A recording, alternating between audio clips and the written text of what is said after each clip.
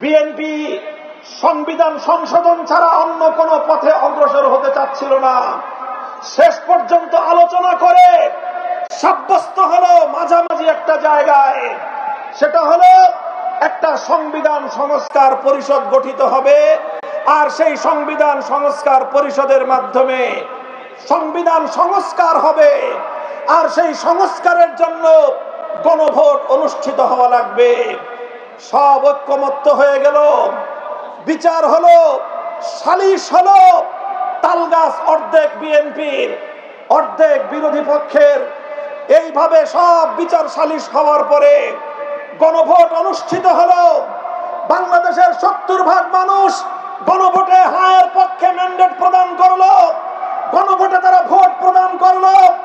চিহ্নিত আওয়ামী লীগের দোসর এবং বিএনপির মধ্যে ঘাপটি মেরে বসে থাকা বাংলাদেশের শত্রুরা, আওয়ামী লীগের দোসরেরা নায়ের পক্ষে ভোট দিল। তারা ৩০% ভোট পেয়ে পরাজিত হলো। বিএনপি শহীদ জিয়ার ধানের শীষ নিয়ে ৫০% ভোট পেয়ে সরকার গঠন করে এবার সংসদে গিয়ে তারা বলে ৫০% জনগণের ভোটের তারা অভিপ্রায় বাস্তবায়ন করবে, ৭০% জনগণের গণভোটের রায় তারা কার্যকর করবে না।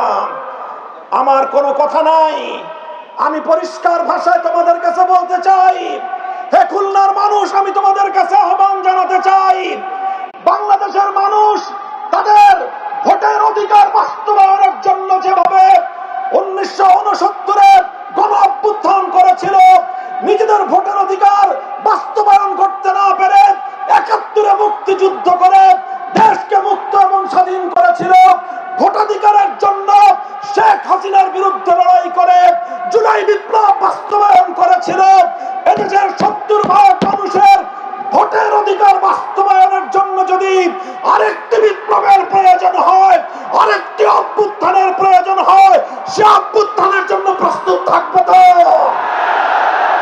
ইনশাআল্লাহ। আমরা সরকারকে বলি, আপনার সম্মতি হোক, খবরদার জনগণের ভোটাধিকার নিয়ে যদি খেলবার চেষ্টা করেন, এটা সে আগুন যে আগুন আইয়ুব খান পুরো ছারখার হয়ে গিয়েছে, এটা সে আগুন যে আগুনে শেখ হাসিনা তার গতিসব জ্বলে পুরো ছারখার হয়ে গিয়েছে। এই আগুনে হাত দিলে তারেক জিয়া এবং বিএনপি সরকার তোমরা জ্বলে পুরো ভস্মীভূত হয়ে যাবে ইনশাআল্লাহ। জনগণের অধিকার বাস্তবায়ন করে আমাদের আন্দোলন ক্ষান্ত হবে ইনশাআল্লাহ।